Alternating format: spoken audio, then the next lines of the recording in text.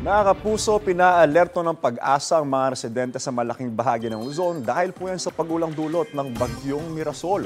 Itinaas po ng pag-asa ang Tropical Cyclone Wind Signal No. 1 sa Batanes, Cagayan kasama pong Babuyan Islands, Isabela, Quirino, Nueva Vizcaya, Northern and Central portion ng Aurora, Apayao, Abra, Kalinga, Mountain Province, Ifugao, Northern Eastern portion ng Benguet, Ilocos Norte, Ilocos Sur, kasama na rin po ang Polillo Islands. Malalakas na ulan na may pagbugso ng hangin nangangasahan sa mga susunod na oras. Pagkatapos maglandfall sa kasiguran Aurora kanina ay tataw rin po ng bagyong Mirasol ang Luzon Strait hanggang sa makarating po ito. Sa Luzon Strait nga po at lalabas na yan ng PAR bilang tropical storm, mga kapuso, bago lumabas po ng Ampar at bukas ng umaga at hapon niya mangyayari.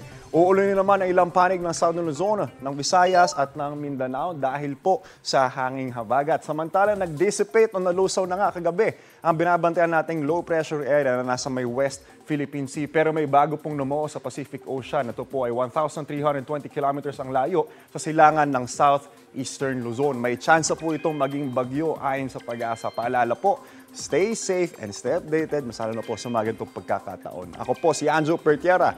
Know the weather before you go. Para mag-safe lagi, mga kapuso.